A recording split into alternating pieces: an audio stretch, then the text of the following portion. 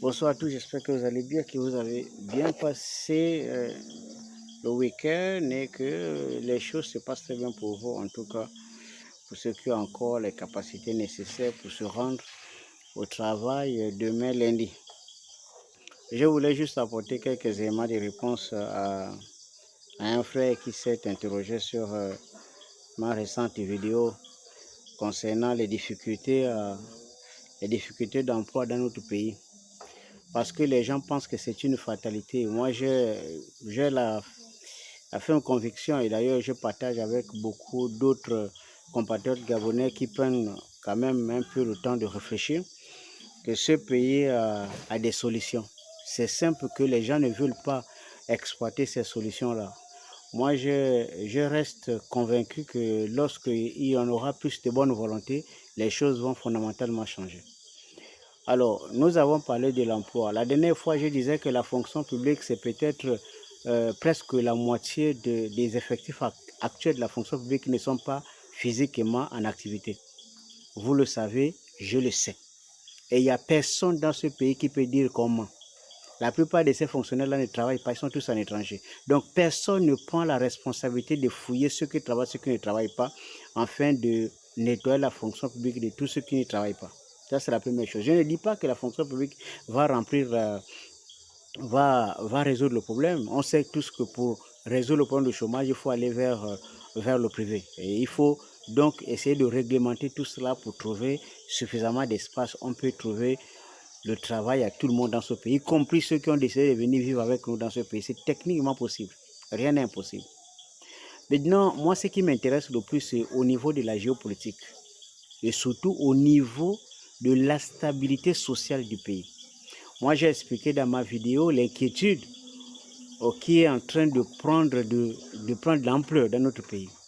Parce que les recrutements ethniques, moi, je ne vous apprends rien. Si vous faites le ratio de la fonction publique aujourd'hui, il n'y a qu'au moins 5 ethnies qui bénéficient de 80% des emplois de la fonction publique. Ce que je vous dis, ce n'est pas un problème de statistiques, ce n'est même pas un problème qu'on va discuter. Vous prenez des experts, ils partent dans les... Je sais qu'il y a des ethnies, il y a des gens dans ce pays-là. Si vous faites le ratio, ils n'ont même pas 5% de fonctionnaires.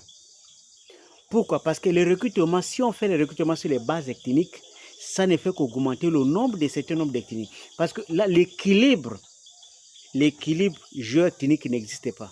Et le danger avec ça, c'est quoi? Plus on évolue, plus on va se rendre compte qu'il y a des gens qu'on oublie dans la société. Et ça ne va pas être une bonne chose.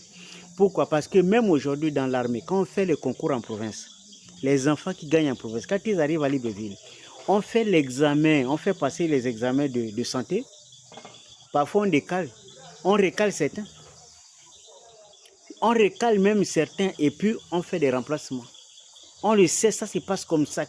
Peu importe les concours qu'on organise, ça se passe comme ça. Ça, c'est pas un problème qu'on va arrêter quelqu'un pour aller à la prison, qu'on a menti. Non, c'est une réalité. On ne veut pas seulement arrêter parce qu'on sait que ce qui se passe là, c'est comme si c'était désormais légal. Parce que personne ne peut ignorer que ça se passe comme ça ici. On a déjà décrié les concours et tout le reste ici. Mais le problème, c'est parce que tout ça, c'est parce qu'on ne veut pas faire des choses correctement. Moi, je me suis penché sur le dossier de l'éducation nationale. Mais j'ai dit 20 à 30% de ceux qui tiennent encore aujourd'hui l'éducation nationale sont des vacataires. Ce sont des gens qu'on a recrutés dans les villages pour supporter des établissements. La plupart des établissements de l'intérieur du pays, c'est supporté par les gens qui ne sont pas à la fonction publique.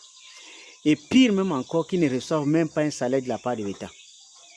Ils travaillent gratuitement. Même ceux qui ont prêté serment à sortir de la formation ne font pas ce que ces gens font à l'intérieur du pays. Moi, j'ai visité des écoles, il n'y a qu'un seul enseignant qui fait tout le cycle complet du CP en 5e année. Et il n'est même pas salarié. Il y a des gens qui travaillent depuis 15 ans, 20 ans. Même Madame Kamela, poser la question à Kamela, c'est ce que j'ai dit, il faut. Et elle vous dit, parce que moi, je suis capable de vous amener les noms, les listes, les établissements en question. Je ne mens parce que c'est des choses que moi, j'ai vérifiées sur le terrain. Mais quand vous pensez qu'il y a des gens qui ont 2 milliards comme cadeau dans un pays où les gens enseignent gratuitement, alors que si vous voulez la solution, je vous apporte la solution. Pour décentraliser, c'est simple. Vous faites simplement, vous prenez la responsabilité, vous donnez la responsabilité. Le gouverneur, c'est le représentant du président de la République. Donc, si vous ne savez pas comment ça va se passer, moi, je vous donne une proposition. Le gouverneur lance un recensement sur l'ensemble de la province. On donne les effectifs sur tutelle des collectivités.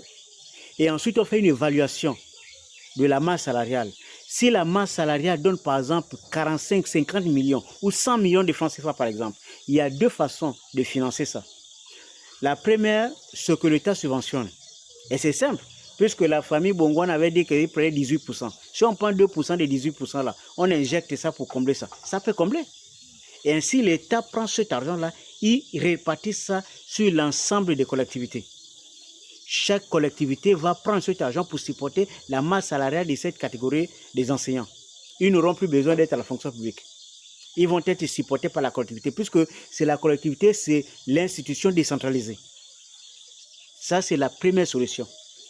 La deuxième, c'est de faire en sorte qu'on essaye d'inventer des taxes pour permettre à chaque collectivité d'avoir un peu des entrées propres pour supporter cette charge salariale. Mais la deuxième option, elle va être compliquée à appliquer parce qu'il y a des départements où ça ne vit même pas. Il n'y a pas d'activité, il n'y a pas de boutique. Donc, faire entrer de l'argent, ça va être difficile. Même si on mettait la taxe sur le transport, ça va être difficile. Il y a des départements où la voiture passe une fois par semaine. Donc, même si vous mettez une taxe de 2000 francs par mois, c'est 4000, 8000 francs qu'il va encaisser. Et donc, techniquement, la deuxième solution va être difficile. Mais au moins, la première solution peut résoudre. Il y a des gens qui gagnent l'argent dans ce pays sans travailler. Et si on veut faire des économies, c'est simple. Et regardez le nombre de conseillers, et du président de la République, et de l'ensemble des ministres. Vous allez réduire le nombre de conseillers. Parce que ça ne sert à rien d'avoir 200, 300 conseillers alors qu'il y a des gens qui ne sont même pas payés. On prend cet argent, on verse dedans. Le plus important, c'est que là où il y a un enseignant qui est en forêt, il soit soutenu, au moins financièrement parlant. Parce que quelqu'un ne peut pas dans un pays comme le Gabon, un pays béni de Dieu, quelqu'un enseigne depuis 15 ans, il n'est pas salarié, il ne gagne même pas un franc. Je vous dis, quelqu'un, il enseigne depuis, je connais quelqu'un qui enseigne depuis 20 ans. Il a décidé lui-même d'aller en retraite. Il n'a même pas un franc, il ne gagnait même pas un franc, parce que la collectivité n'avait pas les moyens pour payer ce monsieur. J'ai rencontré le monsieur, j'ai dialogué avec le monsieur, il m'a dit, mon petit, j'ai fait ça pour les petits frères, parce qu'ici, il n'y a pas un enseignant qui peut supporter de venir ici. Moi, quand j'ai arrêté l'école en 5e, je suis venu et puis j'ai pris l'engagement d'aider mes petits frères. J'ai fait de mon mieux. J'ai envoyé beaucoup en 6e. Mais ce monsieur, il n'a ni la retraite, il n'a jamais eu de salaire. Comment on peut faire ça dans un pays de 2 millions d'habitants où les gens ont la possibilité d'avoir le bonus de 2 milliards? Même à présent où je vous parle, là, il y a des gens qui ont de l'argent. Moi, je ne vous dis rien. L'argent qui coulait à porte de Nourdine et les autres, ça coule encore aujourd'hui. Il y a des bénéficiaires, il y a des gens qui en profitent. Mais sauf que ce n'est pas réparti. Tout le monde n'a pas de l'argent. Et c'est bien, c'est ce qui est dommage.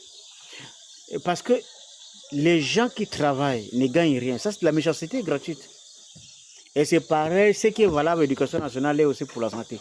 Donc les gens qui travaillent là-bas dans les villages, ce sont les gens qui ne gagnent rien. Oh, il y a des gens ici qui ne travaillent pas du tout, qui ne foutent rien du tout. Ils sont lourdement rémunérés. Est-ce que vous trouvez ça logique? Est-ce que vous savez que le fait de naître dans un pays comme le Gabon, c'est une bénédiction en soi? Et ça se transforme en malédiction parce que 2 ou 3 familles se retrouvent la nuit mystiquement pour décider que les autres n'auront rien. Tout c'est pour eux. Est-ce que vous trouvez ça normal? Mais jamais les gens ont pris une telle position et puis la famille a prospéré jusqu'à 4-5 générations. Je vous assure, ça ne s'est jamais passé. Il faut consulter l'histoire, vous allez voir. Ça ne s'est jamais passé comme ça. Vous ne pouvez pas maintenir les gens dans la précarité pendant des générations. Ce n'est pas possible. Ça, c'est pas possible. Il faut consulter l'histoire pour avoir un peu de la sagesse. Parce que les gens qui ont fait un moment, ils n'auront plus envie de continuer à la fin. Hein. C'est pas bien. Il faut ouvrir les espaces pour les autres. Eh ben, c'est le conseil que je vous donne. Et je pense que celle qui va prendre désormais, ou bien celui qui va prendre la tête d'éducation, on peut faire mieux pour trouver la solution. Genre, si vous ne voulez pas écouter les conseils des autres, bon, eh ben, faites comme vous voulez, faites du pays comme Nourdine les autres voulaient faire. Et puis bon, le reste on verra. Dis bon, tiens.